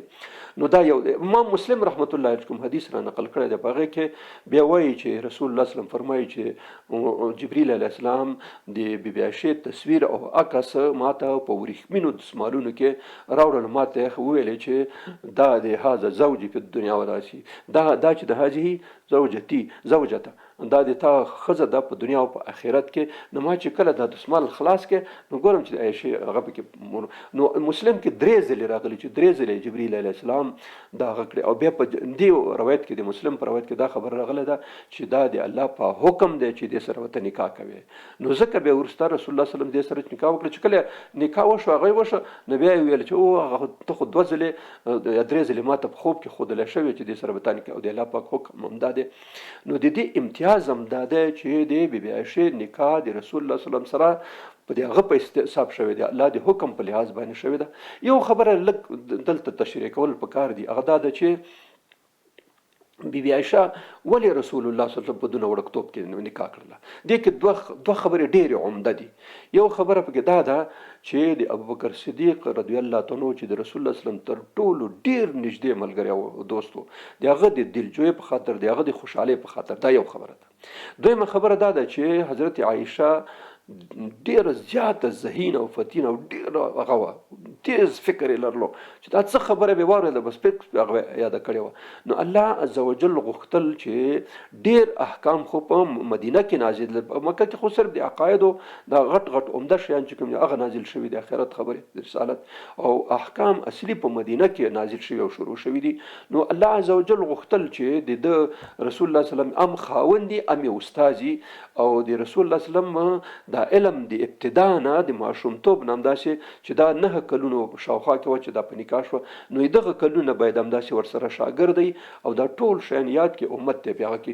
نو ځکه د اسلام او د شریعت ډیر زیات برخه، تقریبا ځینې علما وایي چې 3 برخه، یعنی 3 برخې که دین کې نو یوه برخه د عایشې بیبي د لارې نه مسلمانانو ته رسېدلې ده تر دومره ډېره. او د دې وجه صرف همدا وه چې د مدینې ژوند ټول رسول الله صلی الله علیه وسلم سره دې تر اخره پورې تیر کړی دی. نو څه شیان چې و هغه ټول تقریبا دې هغه کړي یاد کړي، بل چا نه بیا اورېده، خپله بیا ما کول، د رسول الله صلی الله علیه وسلم پوښتنه کوله. نو دا امتیازات و د دې په دغه خاطر باندې رسول الله صلی الله علیه وسلم په ماشومتوب کې ورسره واده وکړي او راوستله نکاح کړه. بله یو خبره د ساینس په لحاظ باندې مطرح ده چې 9 کلنۍ کې خو نجلۍ بیخي وړه او څنګه نکاح وشو او شب زفاف هم وشولو. په دې باره کې څه قسم دي. ما زه خو چې په طب کې استاد وم، نو یو ځل د طب محصلینو ما درس ورکوم، محصلینو ما نه پوښتنه وکړه، ویلې چې عایشه بیبي خو 9 کلنه وه او رسول الله صلی الله علیه وسلم ورسره واده وکړ او بیا واده کې شب زفاف هم په همدې شپه تېر شو، یعنې ما اصل چې ورته ویل کېږي هغه تېر کړو. نو ما ته اعتراض وکړ، ما ته وی چې خو مونږ په ساینس کې په طب کې خو دا وایو چې کله ښځه پیغله کېږي نو 12 کلونه بعد دا هغه شروع کېږي او نارینه چې هغه معمولا د 14 14 15. نو موږ تاسو په فقه کې بلوغت چې کوم یو دی دا فکس 14 کاله چې د چا پوره شي نو بس دا بالغ حسابېږي. 15 کاله شي 14م کال دی چې پښه کېښوه بس دا بالغ حسابېږي. 15 کاله پوره چې څنګه تیر شو او په 14م کال یې پښه کېښوده دا بالغ حسابېږي د موږ او تاسو د فقه په حساب باندې. نو ځکه دلته خو 9 کاله او د 15 کالو خو ډېره فاصله ده، دا څنګه کېدای شي. نو ما بیا ورته ویې دی د طب یو کتاب دی ګایټن فزیالوژي، یو امریکایي لیکله، ډېره بهترینه فزیالوژي ده او دا ګایټن امریکایي دی خپله. دا داسې کتاب دی ګایټن فزیالوژي چې د دنیا په ټولو پوهنتونونو کې لوستل کېږي، یعنی ټول د همدې نه استفاده کوي. داسې خو نه چې مستقیمه دې لولي، ځکه غټ کتاب دی او دا کتاب د دنیا په ټولو پوهنتونونو کې د ریفرنس په حیث باندې د اصلي مرجع په حیث د همدې نه استادان معمولا د همدې نه استفاده کوي. ما خپله یې د څه برخه طب کې تدریس کړې د همدې ګایټن فزیالوژي او څه برخه ما ترجمه کړې ما پښتو کې او څه برخه غالبا چاپه شوې هم ده. نو دا ګایټن فزیالوژي په یو ځای کې خپله لیکلي دي، خپله همدغه ګایټن د فزیالوژي. اوس هم په هر ځای کې چې طب محصلینو پوښتنه وکړي تاسو صرف ډاکټر ته ورځئ ګایټن فزیالوژي پېژنئ که نه پېژنئ، بیا درته بیا خپله ووایي چې دا کتاب ما چون تدریس کړی دی، ما ټول لوستی دی او خود دقیق مې لوستی دی شادیم نه. په دې کې دا خبره ذکر شوې، ګوره تاسو فکر وکړئ وایي چې په 8 کلنۍ کې دا د ګایټن فزیالوژي امریکایي فزیالوژي کوم چې د دنیا په ټولو پوهنتونونو کې من حیث ریفرنس کتاب یې دې نه استفاده او ټول استادان شاګردان اکثر هم دا خوښوي همدې نه، ځکه ډېر ساده او ډېر ښه کتاب یې لیکلی دی. نو دا کتاب لیکي چې د انسان نارینه او د زنانه بلوغت چې کوم یو دی د اصلي ابتدا شروع کېږي په مغز کې، یعنی په مغز کې یو غده د هایپوفیز نومیږي. دا هایپوفیز یو قسم هارمونونه تولیدوي او د دې هایپوفیز په سر باندې چې دی هایپوتالاموس دی چې دا د دماغ د منځنۍ برخې دی. دې کې د انسان ټول هغه رفتاري او سلوکي او روانشناسي او د اخلاقي مسایل د همدې پورې مربوط دي، لکه لوږه، تنده، محبت، کرکه، مینه، دا ټول شیان چې دغه هایپوتالاموس پورې مربوط دي. نو په دې کې په اته کلنۍ کې په دې کې تغییرات د بلوغت شروع کیږي. ګوره دا خبر ته غوږ شئ، اته کلنۍ کې د ګایټن فیزیولوژي وایي چې په اته کلنۍ کې د نارینه او د زنانه دواړو په دې هایپوتالاموس کې د بلوغت اثار شروع کیږي. چې شروع شي دا دلته شروع کیږي ورو ورو نمو کوي، دا راکیوزي بیا راځي هایپوفیز غدې ته چې لاندې ده. د هایپوفیز غدې ته چې راکیوته بیا هایپوفیز غده کې دا خپل وخت تیری او د هغې نه وروسته بیا هایپوفیز غده بیا ځان ته هارمونونه تولید FSH او LH دوه هارمونه دي، LH او FSH فولیکل هغه او د بل هغه لوتلیزم. دا دوه هارمونه تولید، دغه دوه هارمونه چې کله د زنانه او د نارینه وجود ته داخل شي وروسته نو په هغې کې بیا څه تغییرات راولي، منځته راولي چې د دې تغییراتو په نتیجه کې بیا بلوغت منځته راځي.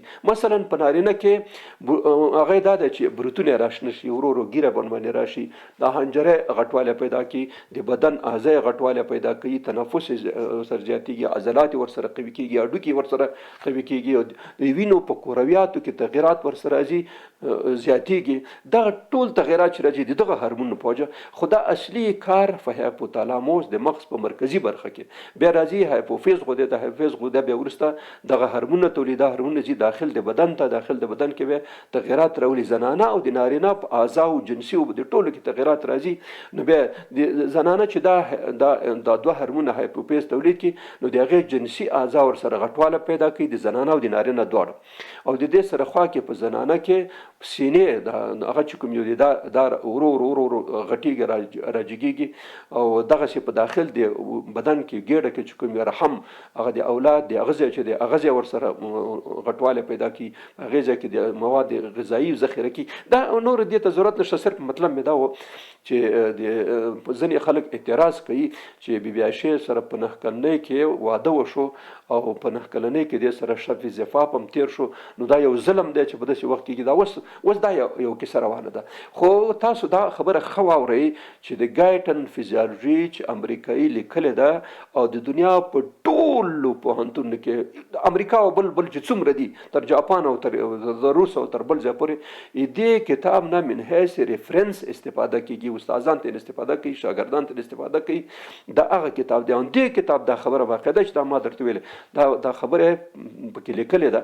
نو خبره واضحه ده، واشه چې خلک هغه کوي ضد کوي دا بیل خبرې. نو هغه اته کلنۍ لیکلې چې د اته کلنۍ نه د بلوغت اثار د انسان په هغه کې بدن کې را شروع کیږي. نو اوس دا ظهور چې کوم یو دی د بلوغت دا نو په 9 کلنۍ کې هم کېدای شي، په 10 کلنۍ کې هم کېدای شي، په 12 کلنۍ کې هم کېدای شي. تاسو به لیدلي کېدای شي د فیسبوک او د انټرنیټ لارې نه چې په چین کې یو الک او یو جلی یو کلنۍ کې واده کړی، و کلنۍ کې او اولادونه هم شوي وو.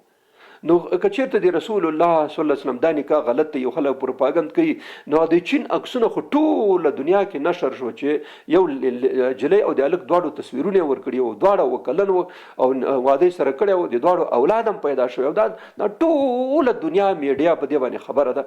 نو هغه ته ولې دا خبره ولې هغه نه بولي، غلطه نه بولي؟ وکلنۍ کې شوې ده، هغه لا په 9 کلنۍ کې 2 کاله وروسته شوې ده. او ګایټن لیکلي چې بلوغت اصلي په 8 کلنۍ کې شروع کیږي. نو دا اصلي د ضد خبره دی، خلک پرې دي. رسول الله صلی الله علیه وسلم دا نکاح کړی دا په هغه وخت دا خبره وا چې ځنې زنانه او نارینه کې د بلوغت اثار شروع کیږي، د اتنه بیا ظهور کوي د چا په 10 کاله کې، چا 12 یا په 12، خو اخر تر 15 کلونو اخواته خامخا دا سړی بلوغ کی چې نه بالغ معنا دا چې دا بل بلای بینو چې نه کیږي. نو ځکه فقه کې کتابونو کې 15 کلونه فکس چې کوم یو پوره شو او 14 کلنۍ ته داخل شو نو دا سړی حکمن بیا بالغ دی، بیا به مونځ روژه هر څه به کوي. یا بالغ به حیض ولو که ګیر او دا شیان نه هغه بیا بېله خبره ده یا په ښځه باندې حیض نه یې راغلی نو بیا دا 14 کلونو ته څنګه داخله شوه نو دی بالغ حسابېږي. نو دا مې هسې ضمني یو خبره وکړه چې د بې عایشې په باره کې ځینې اعتراض دا کوي چې دا خو 9 کلنۍ وه 9 کلنۍ کې خو نجلۍ ډېره ماشومه وي نو څنګه کېدای شي. نو د رسول الله صلی الله علیه وسلم سره واده په هغه کې وشو په اول هجري کال د شوال په میاشت کې بیا د رسول الله صلی الله علیه وسلم سره اوسېدله. په رسول الله صلی الله علیه وسلم باندې تر ټولو ډېره ګرانه چې وه هغه حضرت عایشه وه. حضرت عبدالله عمر بن عاص فاتح مصر دی وایي چې یو ځل دا بخاري شریف د حدیث راخستی امام بخاري رحمت الله علیه په صحیح بخاري کې راخستی چې یو ځل زه رسول الله صلی الله علیه وسلم ته ورغلم بیا پوښتنه مې وکړه چې یا رسول الله په ټولو انسانانو کې در باندې څوک ګران دی وایي چې عایشه وایي بیا مې ورته وایي چې په نارینهو کې څوک در باندې کوي د هغې پلار بیا مې چې پوښتنه وکړه چې عمر او پلانکي ما داسې فکر وکړ چې دا دویم دریم به پکې زه وم وایي داسې 10 کسان نه ډېر حساب کړه زه پکې څه نه وم نو بس هېڅ ته نه روان شوم ما وایي چې ته نو بیخي اخر هغه کې نو نور مې څه ورته ونه ویلی. نو دا په رسول الله صلی الله علیه وسلم باندې په ټولو ډېره ګرانه وه او د دې به ډېر خیال ساتلو ځکه دې کې یو غټ خوبي دا وه چې دا ډېره زیاته ذهین او فتین او ډېره زیاته هغه وه نو زر بیا مسایل یادول. بل امتیاز د دې دا دی دا هم د بخاري حدیث دی چې رسول الله صلی الله علیه وسلم باندې به معمولا چې په کور کې وحی راتله نو په هغه ورځ او په هغه ځای کې به راتله چې دی به د بیبي عایشې په اطاق کې وه. نو د مېرمنې وې اول کې 1 2 3 زیاتېدلې وې نو معمولا به د حضرت عایشې په بستره کې چې کله رسول الله صلی الله علیه وسلم به د هغې په کمپله کې نوتې نو په داسې وخت کې به جبریل علیه السلام راتللو او دې ته بیا وحی دا د دې امتیاز دی. بله خبره دا ده چې دا خلک شاوخوا خبر و چې رسول الله صلی الله علیه وسلم باندې عایشه بیبي ډېره ګرانه ده نو تحفې او ډالۍ او دا شیان به چې رالېږل نو د دې په ورځ به یې رالېږل چې دا کومه ورځ باندې به دې په کور کې مېلمه و رسول الله صلی الله علیه وسلم. یو ځل ټول بیبیانې راجمع شوې چې رسول الله صلی الله علیه وسلم ته شکایت وکړي چې دا خلک ټول تحفې او ډالۍ راوړي نو د عایشې په نوبت کې راوړي خو موږ هم لږ ورته وایو چې موږ ته هم راوړي. نو ټولو ام سلمه رضی الله تعالی عنها مقرره کړه چې ته داسې وکړه دا خبره د رسول الله صلی الله علیه وسلم مطرح کړه چې د خلکو ته ووایي چې دا خو د عایشې ګناه نه ده د بل چا خبره دا ده چې دا خلک پویول پکار دي چې موږ په هغه کې هم لږ لږ شی خو راوړي کم از کم داسې دي نه کوي چې ټول هغه دي کوي. نو رسول الله صلی الله علیه وسلم ته حضرت ام سلمه رضی الله عنها ورغله ورته وایي چې یا رسول الله دغه شی موږ دا نورې هغه چې کوم یو دي ستا مېرمنې ازواج مطهرات هغوی داسې یو هغه لري چې بیبي عایشې په وخت کې خلک هغه راوړي او دا نور کې نه راوړي. نو رسول الله صلی الله علیه وسلم لږ ورته په قهر غوندې شو ورته وایي چې وایي دا خو د هر چا د زړه معامله ده دا خو د زور معامله نه ده او څه د هغه خبره نه تاسو ولې په دې باره کې چې هغه کوئ دا خو هغه ښځه ده چې الله عز وجل د دې په نوبت کې ما باندې وحی راولي دی په هغه کې نو تاسو اوس الله ته به نو څنګه کوئ چې خلکو ته اوس زه وایي الله ته به څوک وایي خپل اختیار دی او دا خبره الله عز وجل د خلکو په زړه کې اچولې نو ما خو هېڅ چاته نه دی ویلي چې په دې وخت کې راوړه په دې وخت کې دا بالکل ثابته نه ده او نه کېږي. نو ولې تاسو شکایت کوئ په هر صورت باندې د رسول الله صلی الله علیه وسلم سره زیات مینه او محبت او اکثر وخت به ورسره تر ډېره کېناستلو نو خو هغه نوبت چې کوم یو د امهات المؤمنین تر منځ هغه به رسول الله صلی الله علیه وسلم خامخا مراتولو داسې نه ده شوی چې د بلې ښځې هغه کړي دي. د هغه کې په حدیثو کې راځي چې رسول الله امام ترمذي رحمت الله راخستی دی چې یو ځل بیبي عایشه رضی الله عنها وایي چې زه د شپې ما نوبت دی د ما په نوبت کې رسول الله صلی الله علیه وسلم بیده چې سترګې مې راپورته کړې ګورم رسول الله صلی الله علیه وسلم په اړخ کې نشته دی خوا کې نشته بستره کې نو ومې کتل اطاق کې دی خوا دا ټول حجراتو کې مې وکتل چې کېدای شي بل چا کوټې ته ما په نوبت کې ورغلی خو دلته نه و بس بهر ووتم چې بهر ووتم ګورم چې جنت البقیع کې مې پیدا کړې. نو چې کله رسول الله صلی الله علیه وسلم مخامخ شو نو ما ته ویل چې عایشې تا لکه چې ګمان کړی چې رسول الله به در سره خیانت وکړي ستا په نوبت کې بل ځای ته لاړ شي ما ویل چې همداسې شک راته پیدا شوی نو ته ویل چې دې نه بیخي بېغمه اوسه زه دا خیانت نه کوم د بل چا په هغه کې صرف دلته هغه ته راغلی وم د دیرې ته راغلم په دې نیمه شپه کې نو ته دې باندې مه خفه کېږه. نو وجه دا وه چې دې به هم دا شی هغه کولو نو ډېر زیات مسایل د رسول الله صلی الله علیه وسلم چې څومره شیان اورېدلي وو هغه بیا کول لکه ځینې شیان پټ چې د بعضې مسایل چې هغه څوک نشي ویلی لکه مخکې یو حدیث مخکې درسونو کې تېر شولو چې د رسول الله صلی الله علیه وسلم د ویښتانو په باره کې چې کوم حدیث شمایل د رسول الله صلی الله علیه وسلم په شمایلو کې او ظاهري صفات کې ما ولوستل هغه چې امام ترمذي رحمت الله علیه دا روایت د بیبي عایشې نه راکړی چې ما او رسول الله صلی الله علیه وسلم یو ځای د یو لوښي نه غسل کول یو سطل یا د یو ټب نه غسل کولو دواړو دا حدیث دا اوس یو مسله وه په فقه کې د موږ او تاسو په شریعت کې چې خاوند او ښځه دواړه د یو لوښي نه غسل کولی شي، یعنی معنا دا چې په دواړه په یو تشناب کې په یو ځای کې غسل کولی شي. بالکل دا ثابته ده، رسول الله صلی الله علیه وسلم دا ثابته شوه چې دا غسل کیدی شي. بله خبره چې بیا عایشې رضی الله عنها روایت هغه دا ده چې یو سړی روژه او د روژې په میاشت کې د چا نه خپله ښځه ښکل کي نو په دې باندې روژه ماتېږي که نه ماتېږي. دا د بیا عایشې رضی الله عنها روایت دی. حضرت عروه د عایشې بیبي خورې و، د حضرت زبیر زوی و، نو د یو ځل پوښتنه تنه وکړه چې رسول دا کاغه کې د روژې په میاشت کې څوک خپله ښځه ښکل کي خپله ښځه نو په دې باندې روژه ماتېږي که نه ماتېږي؟ نو حضرت عایشې بیبي ورته وویل چې نه ماتېږي، ځکه رسول الله صلی الله علیه وسلم به د خپلو بیبیانو نه په روژه کې مې ښکل کولې مچه به یې تنه اخیستله، نو په دې باندې نه ماتېږي. داسې مسایل چې هغه پټ مسایل دي، دې نه به څنګه هغه خبر شي؟ نو دا هغه مسلې وي چې د ښځو د خوا نه باید بیرون خلکو ته ورسولی شي. عایشه بیبي چې کله هرې خواته به چې کله هغه تلو رسول الله صلی الله علیه وسلم غزوات یا سفر ته، نو هلته بیا پچه واچول، د هر چا پچه به چې وخته همغه به یې د ځان سره بیوله. په بني مصطلق په غزا کې رسول الله صلی الله علیه وسلم چې پچه واچوله بیا عایشې وختله او دا ورسره لاړه. هلته موږ دا تفصیلي کیسه هلته بیخي تفصیلي م کړې ده چې هلته منافقینو د حضرت عایشې پورې تور وتړلو چې د صفوان بن معطل صحابي رضی الله عنه سره خدا ناخواسته هغه شوی دی. نو دا خبره وروسته تر یو میاشتې پورې همداسې پټه پاتې وه او بالاخره الله عز وجل د سورت النور 10 آیاتونه د 11 نه نیولې تر 20 آیاته پورې دا آیاتونه را نازل کړل چې دا ګوره هذا بهتان عظیم، دا خبره چې شوې دا ډېر غټ ګناه ده. او تاسو د سپیکر کوئ چې دا وړه خبره ده، وهو عند الله عظیم، د الله په وړاندې باندې د خپل رسول د عزت سپکاوی کول دا ډېر غټ جرم دی. وهو عند الله عظیم، دا ډېره غټه عظیمه ګناه ده چې تاسو به دې کې ملوث شوي او دا خبره هم کړې ده او دې خلکو ته باید سزا ورکړی شي په دنیا او په آخرت کې. نو دا د دې په براءت کې د حدیث نازل شو چې دا هغه ښځه ده چې د رسول الله صلی الله علیه وسلم د خوا نه. امام بخاري بل حدیث را نقل کړی دی عایشې بیبي نه، یو ځل رسول الله صلی الله علیه وسلم د هغه سره د خپل اس سره داسې هغه اس کله کله سړی داسې ګرۍ را ګرۍ پاکوي او لاس پرې وهي د هغه دپاره د ویښتانو د تلولو دپاره.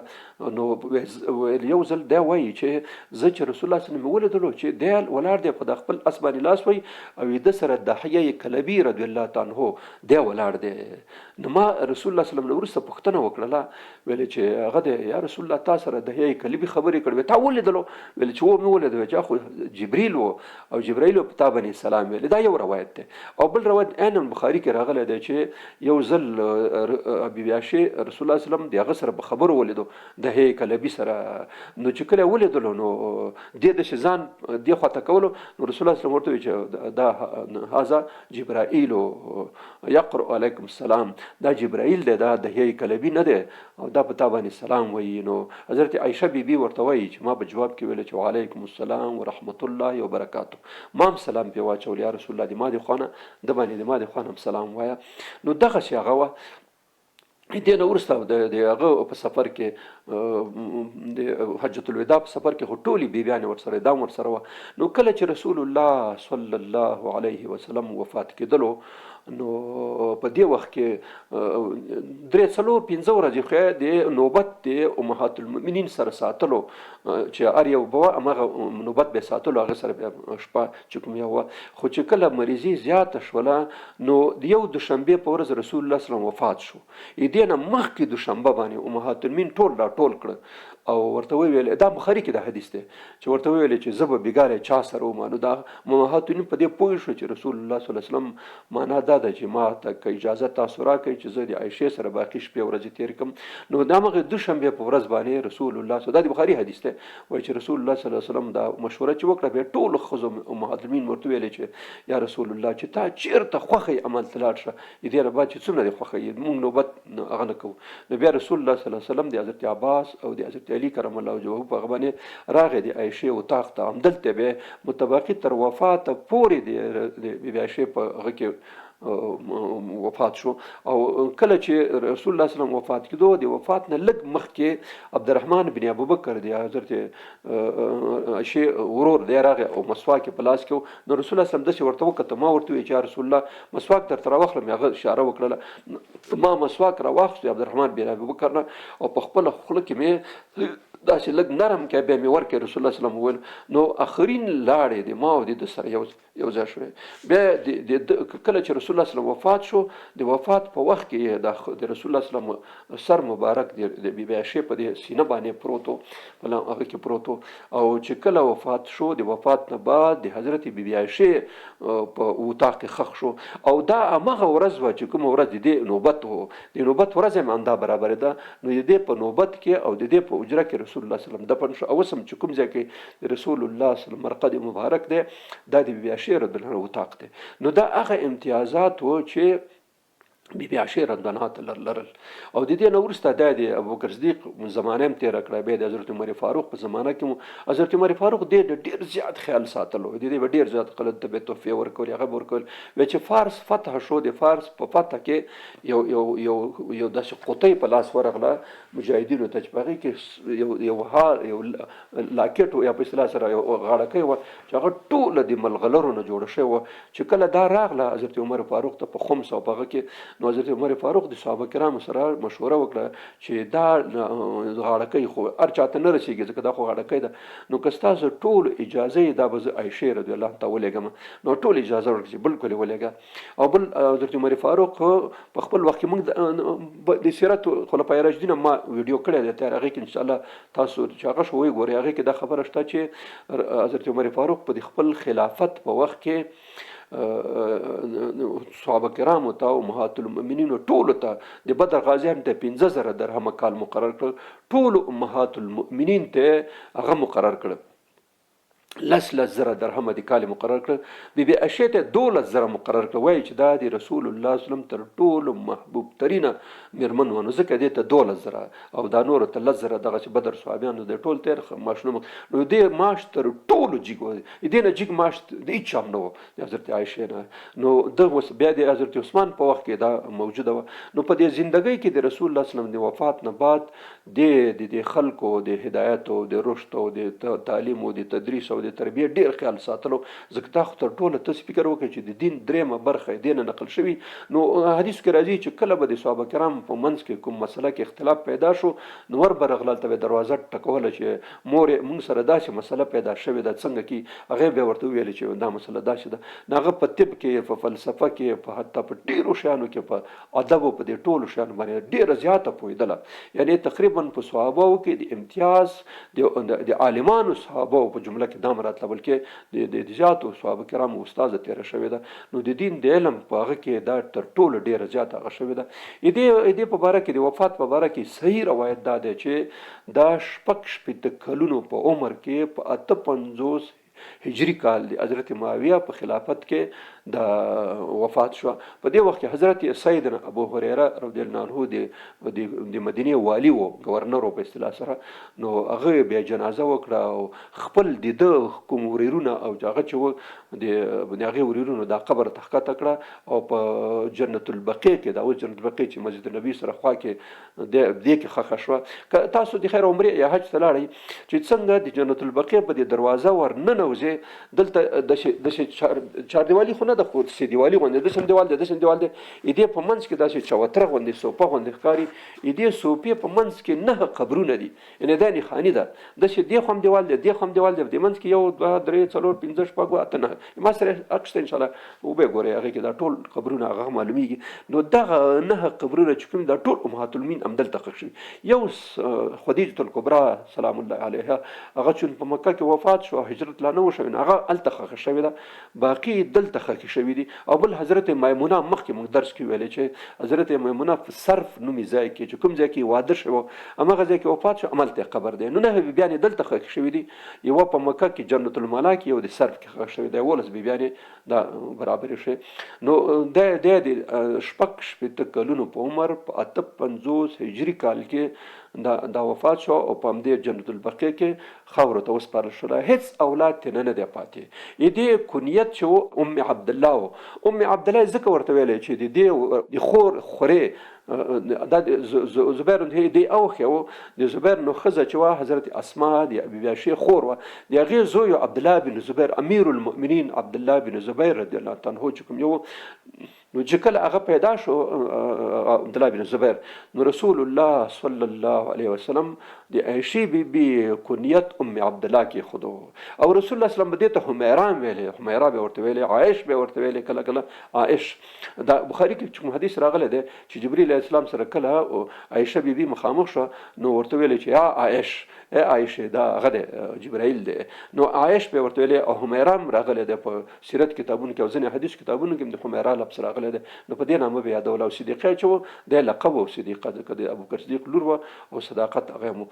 نو دا د بیبي عایشې رضی الله تعالی عنها هغه مختصر سیرت و چې مونږ وړاندې کې همدونه کافي. دې نه ډېر که څوک غواړي بیا کیدای شي کتابونو ته مراجعه وکړي، په کتابونو کې بیا دې ډېر اوږده سلسله اما چې کوم سیرت لیکلی دی سیرت الصادق الامین صلی الله علیه وسلم، په هغې کې د دې سوانح مکملې هلته ښه په تفصیل سره یادې شوي دي، ځکه هغه تفصیلي کتاب د 3 جلده کې نو هغې کې بیا سوانح راغلي، هغه تر اوسه لا چاپ شوی نه دی، خو که چاپ شي انشاءالله بیا تاسو کتلی شئ، د هغې نه اخیستلی شئ. درېیمه مېرمنې مخکې موږ په درسو کې دې ته اشاره کړې وه چې په 10 کال چې خدیجة الکبرا رضی الله تعالی عنها وفات شوه، نو خوله بنت حکیم راغله او رسول الله صلی الله علیه وسلم ته دا پیشنهاد او وړاندیز وکړ چې زه به تا ته یو پیغله او یو به درته هغه وکړم کونډه. نو هغه ورته څوک ده وی چې پیغله خو عایشه ده او دا بله چې ده سوده بنت زمعه رضی الله تعالی عنها ده. سوده بنت زمعه چې کوم یو ده د زمعه ښځه چې وه د دې مور د حضرت سوده مور شموس نومېده. دا شموس چې کوم یو دا د قیس لور وه او دا قیس چې و دا د سلما ورورو. سلما یاد لږ حافظه باندې فشار واچوئ، عبدالمطلب سه مور چې کومه وه سلما بنت عمر بن زید وه، سلما بنت عمر بن زید. دا خو موږ او تاسو ویلې چې هاشم چې کله د رسول الله سلم نیکه چې کله شام ته تلو نو هلته واده وکړ د سلما بنت عمر بنت زید سره. دغه سلما چې کوم یو د عبدالمطلب سه مور ده، ګوره د هاشم میرمن وه، د دې عبدالمطلب سه مور سلما چې نومېدله، د سلما یو ورور لرلو د قیس په نامه، د دې قیس لور چې کوم یو د شموس نومېده او دا شموس د حضرت سوده مور وه.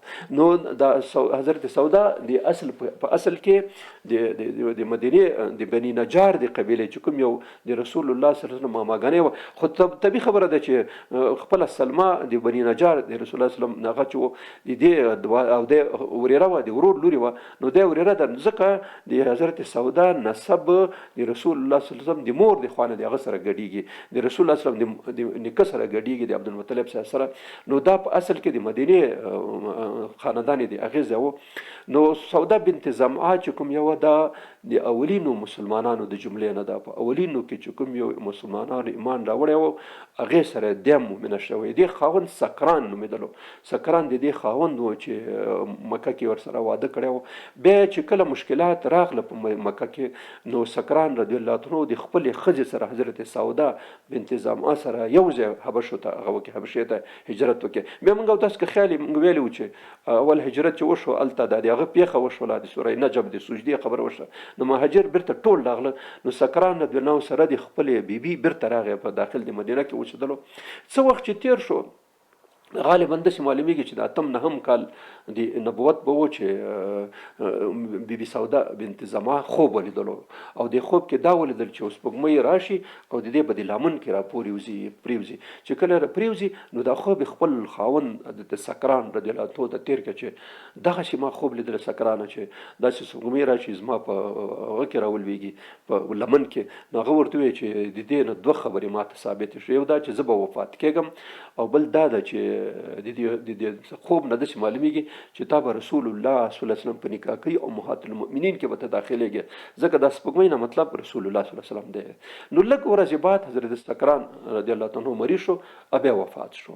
نو بیا دا کونډه وه په دې وخت کې چې حضرت خدیجه الکبرا په 10 کال د نبوت باندې وفات شو. د هغې د وفات نه وروسته خپله خوله بنت حکیم رضی الله عنها راغله، رسول الله صلی الله علیه وسلم مشوره وکړه. د مشورې نه وروسته ورغله حضرت سوده ته، هغې ته زیری ورکړې چې رسول الله صلی الله علیه وسلم تا ته د هغه رالیږلی دی په اصطلاح سره مونږ نه پوهېږم پښتو کې څه ورته وایي چې خلک خواستګاري والا چې څوک ورځي ورته، نو دی خواستګاري رالیږلې ده. نو هغه ډېره خوشحاله شوله. بیا یې پلار ته ورغله، پلار سره یې دا خبره وکړله.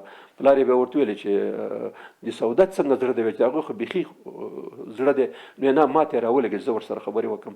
چې کله پلار ته ورغله، پلار یې ورته ویل چې داسې تا ته خواستګاري راغلی څنګه دی؟ خو هغه ویل چې بالکل زما پیغمبر دی، زما قائد او رهنما او رهبر دی، زه ورسره کوم. سره دی چې پلار یې مشرک و، سرسختو مشرکینو کې شامل و. نو ورته ویل صحیح ده، بس خولت یې ورته ویل چې بس رسول الله صلی الله علیه وسلم ته ورته ویل چې راشي نکاح مې وتړي او ځان سره فیصله سره واده کړي او بوځي. نو په 10 د نبوت باندې د رسول الله صلی الله علیه وسلم نکاح د حضرت سوده بنت زمعه سره وشوه چې عمر یې زیات و او بل دا و چې کونډه شوې وه، د دې سره واده وکړي. نو کور ته یې راوستو. نو په کور کې د دې سره د رسول الله صلی الله علیه وسلم سره اوسېدلی. دې نه بعد د دې نه هېڅ اولاد نه دی پاتې شوی. خو دا تر ټولو زیاته چې کوم یو ډېره عابده او ډېره زاهده ښځه وه، حضرت عایشې بیبي نه روایت دی، وایي چې ما به چې داسې فکر وکړی چې زه به د چا په شان باید ځان جوړ کړم. نو چې وویل چې د چا په شان ځان جوړ کړم، نو هغه به وایي ما به ویلې چې ډېر چورت به مې ووهلې، نو به مې ویلې چې سوده بنت زمعه په شان که زه شم نو دا به ډېره ښه. امام مسلم دا روایت را نقل کړی دی د عایشې نه چې ما به ویلې چې زه د کومې ښځې په شان باندې ځان برابر کړم په اخروي لحاظ باندې، نو چې چورت به مې وویل که زه د حضرت سوده بنت زمعه په شان شم نو دا به ډېره ښه. نو دې نه معلومیږي چې دا ډېره مهمه مسله وه چې یو عایشه داسې وایي چې ما به غوښتل چې دې په شان باندې زه شم، نو ځکه مې ځان د همغې په شان باندې هغه کولو. نو دا وایي چې دې کې صرف دا ډېر ښه هغه یو مشکل پکې و چې کله کله په غوسه کېده زره، نو غوسه به پکې ډېره وه. بل راځي چې دا ډېره خوشطبعه وه چې کله کله به ټوکې کولې، نو بس رسول الله صلی الله علیه وسلم به خندولو کله کله هغه کوي. نو یو ځای کې هغه روایت راځي چې یو ځل رسول الله صلی الله علیه وسلم ناسته وه، نو ورته ویل چې رسول الله مخکې شپه چې تا لمونځ کولو په دې لمونځ کې زم در پسې ودرېدم او تا دومره اوږده رکوع وکړله، دونه اوږده رکوع دې وکړه چې زه ما دستي دا پوزه داسې ونیوله چې اوس وینه را نه شي که نه پوزه نه کله کله وینه راځي، نو چې ما وینه را نه شي چې ځکه مې دا پوزه مې کلکه نو تا دونه اوږده رکوع وکړه. نو رسول الله صلی الله علیه وسلم وخندل چې یعنې دا د هغه خبره وه، ټوک غوندې خبره وه چې ما خپله پوزه په دې خاطر ونیوله چې اوس دا هغه مې نکسیر ورته ویل کېږي چې دا مې راغه نه شي وینه را نه شي، نو ځکه مې خپله پوزه کلکه ونیول. نو رسول الله صلی الله علیه وسلم وخندل، تبسم وکړ. یو بل واقعه راځي، دا محدثینو راخیستې ده، ولې چې یو ځل رسول الله صلی الله علیه وسلم حضرت عایشه او حضرت سوده درې وړه ناست و، نو وایي چې ما هغه پخ کړې وه حلوا، حضرت عایشه وایي نو حلوا مې چې پخ کړې وه په دې کې مې شودې هم اچولې وې، داسې لکه موږ او تاسو دوی ورته حریر وایي، موږ او تاسو لکه فرني غوندې یو شی جوړ کړی وه. نو چې کله مې دا مکمل کړو نو کې مې خوله، نو رسول الله صلی الله علیه وسلم درې وړه، نو ما بې سوده ته ورته ویل چې وخوره، هغې ویل چې زه نه خورم، بیا مې ورته ویل چې وخوره، بیا مې چې نه خورم، درې وړې مې ورته بیا ما ورته ویل چې ګوره یا بیا خورې او یا دې په دې مخ درته دا شی مخم. نو رسول الله صلی الله علیه وسلم ناست دی چې دا خبرې مونږ وکړلې، نو حضرت سوده ویل چې نه خورم، چې نه خورم بس روای مې خصل په دې مخ مور ومخله. رسول الله صلی الله علیه وسلم خندل او په دې وخت کې رسول الله صلی الله علیه وسلم حضرت سوده ته ورته ویل چې سوده ته مو مستې نه بدله واخله، نو بس هغې هم لږ همدغه وخت ما په مخ کې داسې ومخله او رسول الله صلی الله علیه وسلم مسکی کېدلو. یعنې مطلب دا دی چې دغسې خوش طبیعته او خوش مزاجه ښځه وه. او د دې هغه په باره کې راځي چې دې چون عمر زیات و، نو په د آخر وختونو کې چې کله دا د بیبیانې زیاتې شوې، نو دې سره داسې تشویش پیدا شو چې داسې نه زه خو زړی یم د هغه نه وتلی یم، نو رسول الله صلی الله علیه وسلم ما ته طلاق را نه کړي، نو رسول الله په زوجیت کې د یو ښځې پاتې کېدل د جنت ټیکټ دی. بار ما دا خبره مخکې درسو کړې ده چې رسول الله صلی الله علیه وسلم مېرمن کېدل د جنت ټیکټ اخیستل دي. نو ځکه دا د دې نه هغه شوله چې خامخا داسې ونه شي، نو رسول الله صلی الله علیه وسلم ته ورغلله. او دا حدیث چې کوم یو دی دا جامع ترمذي را نقل کړی دی، هغه کې صحیح بخاري را نقل کړی دی. صحیح بخاري وایي چې رسول الله صلی الله علیه وسلم ته حضرت سودا بنت زما راغله، ورته وایي چې یا رسول الله زه خو عمر خوړلی یم او داسې نه چې تاسو ما ته طلاق را نه کوي، خیر دی په دې خپل نکاح کې مې وساتئ تر اخره پورې چې الله پاک ما امید دی چې انشاءالله ما ته جنت راکړي. نو دا خپل نوبت زه عائشې ته ورکوم. اصلي خبره دا وه چې عائشه خو رسول الله صلی الله علیه وسلم باندې ګرانه وه، نو د ګرانښت په خاطر باندې د خپل نوبت هم ورکړی. نو یو نوبت خو خپل یو نوبت دا شو، نو 2 ورځې شوې. نو په دې باندې طبیعي خبره ده چې رسول الله صلی الله علیه وسلم په دې باندې خوشحاله کېدل. نو ځکه د را نقل کړی امام بخاري چې دغسې هغه وشو. نو دې نه بعد چې کله دا کار وشو، نو د سودا بنت زما هغه چې کوم یو نوبت هغه عایشې بیبي ته نقل شو، د همغې په کاته کې به اصلاح سره واچول شو.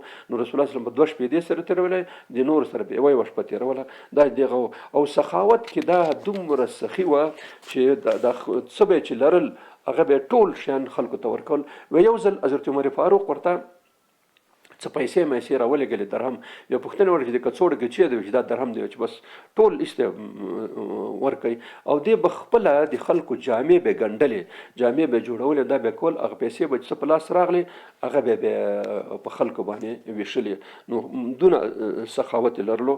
او د بیبي سودا بنت زما په باره کې صحیح روایت دا دی چې بخاري او مسلم چې کوم یو راخسته دی چې دا د حضرت عمر فاروق په خلافت په زمانه کې وفات شوی ده.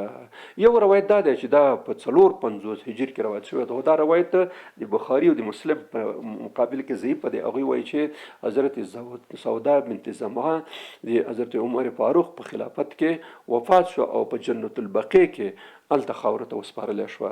نو دا د حضرت سودا بنت زما هغه لنډې سوانې او هغه دی چې موږ وړاندې کړلې.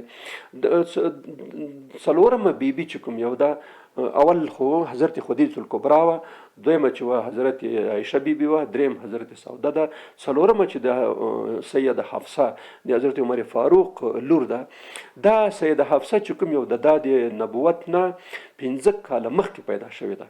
د پیدایش چې کوم یو دی دا 15 کاله د نبوت نه مخکې، یعنی د رسول الله صلی الله علیه وسلم هغه وخت چې مشرکینو بیت الله شریف ړنګ کړی او جوړول، رسول الله صلی الله علیه وسلم 15 کلن و چې دا پیدا شوله. نو په دې وخت کې پیدا شوه. بیا چې کله غټه شوله او اسلام یې د خپل پلار سره چې کله حضرت عمر فاروق په 4 هجري کال کې حضرت عمر فاروق مسلمان شو، نو حضرت عبدالله بن عمر او حضرت حفصه دا دواړه مشران و، نو دوی اسلام ورسره یو ځای راوړو. دا په 4 هجري کال کې مسلمانه شوې ده.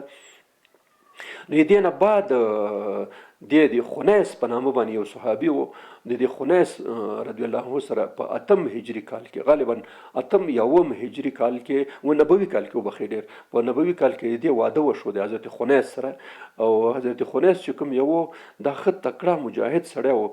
بیا یو وخت کې داسې شولو چې هجرت شروع شو مدینې منورې ته، نو خپله حضرت حفصه او حضرت خنیس دواړو هجرت وکړه مدینې منورې ته راغله، په قبا کې اوس بیا په مدینې کې وشدل هلته. نو د خنیس سره نو سره تر څو چې د بدر غزا راغله. صحیح روایت دا دی چې حضرت خنیس رضی الله عنه د بدر په غزا کې شهید شو.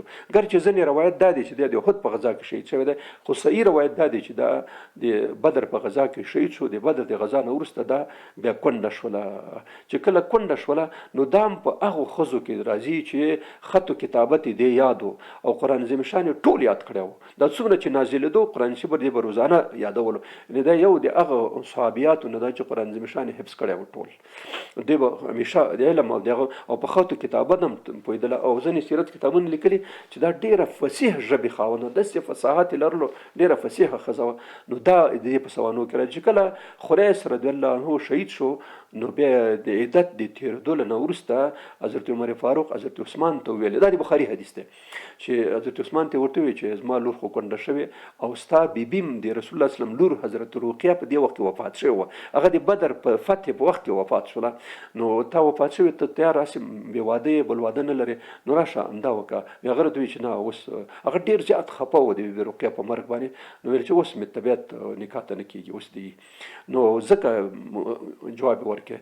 بیا وروسته چې هغه لاړو بیا حضرت ابوبکر صدیق ته ورغی چې دا زما لور حفصه خو هغه شوې ده، کونډه شوې ده او خاوند یې خنیس وفات شوی دی، نو که ته نکاح ورسره وکړې. بیا حضرت ابوبکر صدیق هېڅ هم ورته ونه ویل، دا ووایه نه. بیا په دې باندې هغه ډېر خفه شو حضرت عمر چې ظالمه د خدای یو څه خو به دې ویلي وو که نه، زه درته خپله هغه کوم او ته ونه کړه. بیا راغی رسول الله سلم ته شکایت وکړي چې یا رسول الله دا حفصه خو هغه شوې کونډه شوې او زه عثمان ته ور عثمان جواب راکړی چې اوس زه نکاح نه کوم.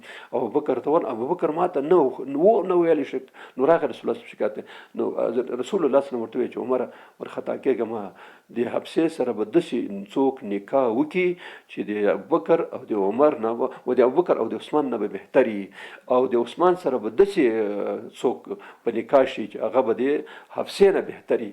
بیا ما ویل چې دا به څوک خوشحاله خوشم ډېر په زړه کې چې دا کار خو انشاءالله وشو.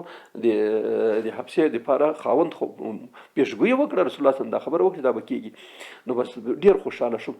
خو تعجب مې وکړ، په دې مې تعجب وکړ چې دا به څوک وي چې اوس د عمر و د عثمان او د ابوبکر نه بهتري، او عمر به د کومې ښځې سره داسې واده کوي چې د حفصې نه د بهتري. ویل لږ وروسته رسول الله صلی الله علیه وسلم بیا دا خبره ما ته یاده کړه چې حفصه ما ته په نکاح راکړه. نو حفصه رسول الله صلی الله علیه وسلم په نکاح کړه. دا ما کومه خبرې چې کړې رښتیا هم همداسې وه. او رسول الله صلی الله علیه وسلم خپله لور ام کلثوم رضی الله تعالی عنها دا حضرت عثمان ته په نکاح کړه ورکړه.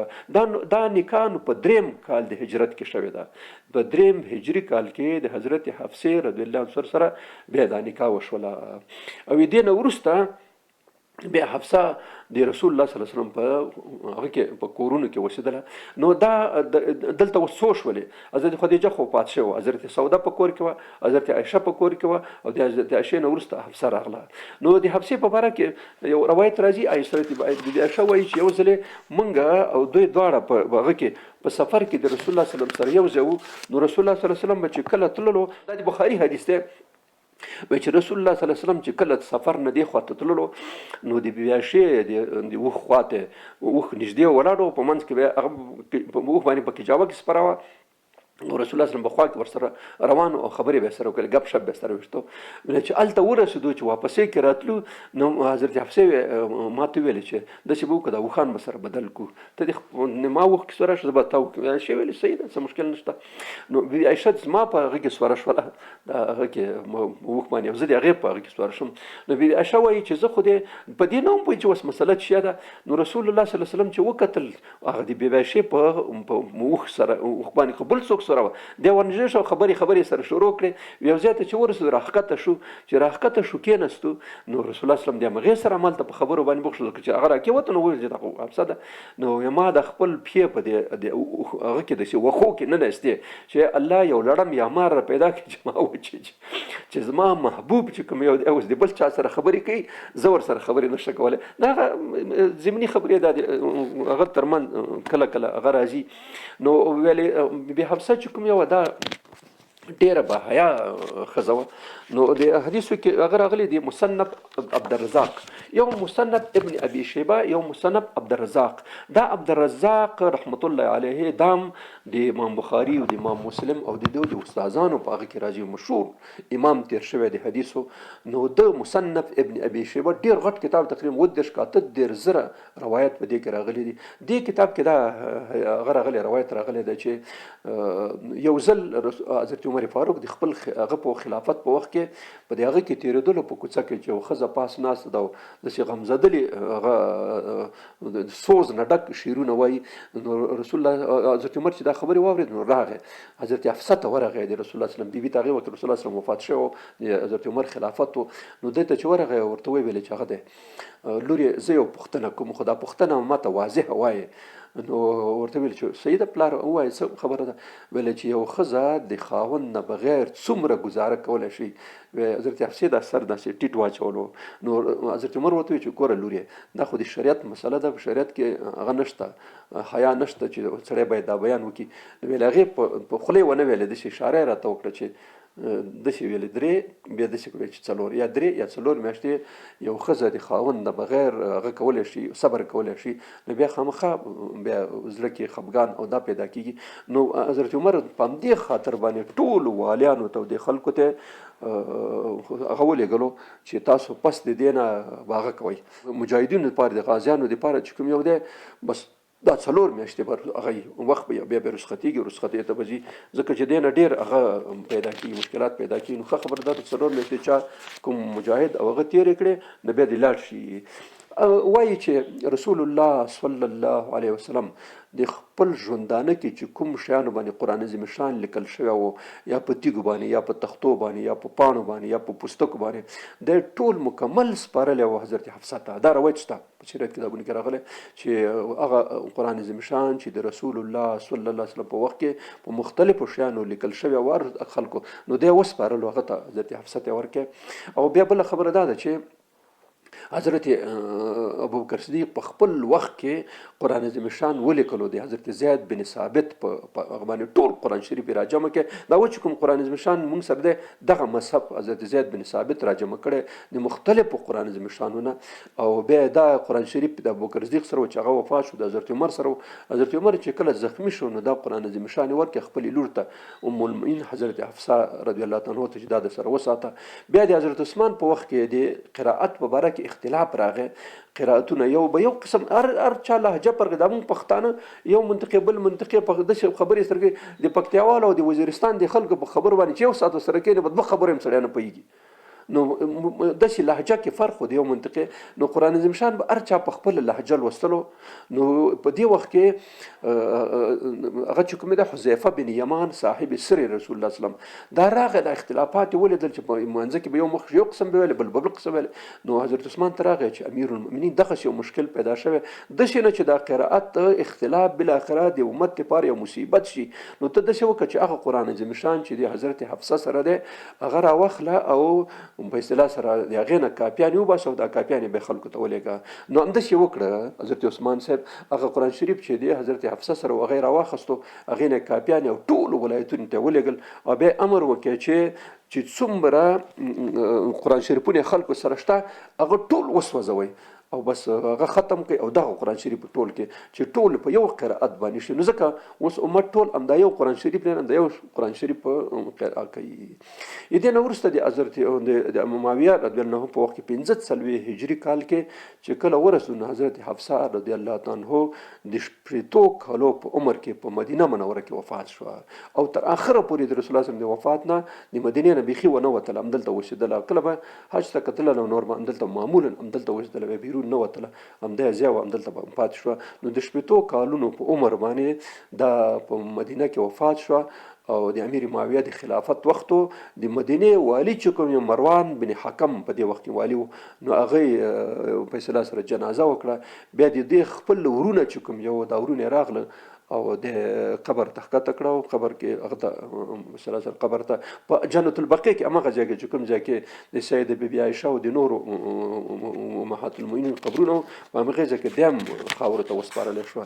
دا و د سید حفصې رضی الله تعالی عنها چې د حضرت عمر بن خطاب لور وه او د رسول الله صلی الله علیه وسلم د میرمنو جملې نه عالمه او زاهده ښځه وه ډېره. نو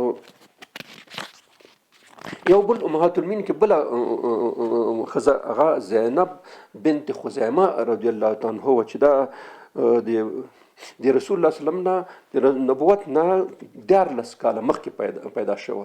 حضرت زینب بنت خزیمه دا د نبوت نه 14 کاله مخکې، یعنی چې رسول الله صلی الله علیه وسلم کله پیغمبر شو دا په اصطلاح سره 14 کلنه وه. او دا په اول وختونو کې مسلمانه شوې وه. او بیا هجرت چې کله وکړلو د هغه ته په اصطلاح سره مدینې منورې ته، دا مخکې 2 نکاحګانې ثابت دي. یو طفیل بن حارث په نامه باندې د سره نکاح کړې وه، او د هغې نه بعد د عبدالله بن جحش رضی الله عنه چې په هغه کې شهید شو په احد کې، د سره نکاح کړې. 2 نکاحګانې کړې، یو طفیل بن حارث سره او بلې د عبدالله بن جحش سره. عبدالله بن جحش چې کله په احد کې په اصطلاح سره شهید شو، نو بیا د دې نه وروسته بیا واده وکړ د رسول الله صلی الله علیه وسلم سره. د دې واده تقریبا په 3 هجري کال کې چې کله حضرت عبدالله بن جحش شهید شو نو طبیعي خبره دا ده چې په 3 کال کې دا واده نه دی شوی بلکې دا 4 کال ته دا خبره واوښتېدله ځکه په 3 کال کې هغه په هغه کې شهید شو په احد کې. احد شوال په میاشت کې وشوه نو چې عدت یې تېرولو د عدت نه وروسته بیا رسول الله صلی الله علیه وسلم دا په نکاح کړه. دا حضرت زینب بنت خزیمه د ام المساکین په نامه سره یادېدله. دې به د مسکینانو ډېر زیات خیال ساتلو او د هغوی به خدمت کولو او دا څونه به چې په لاس ورتله هغه به ټول هغه کول.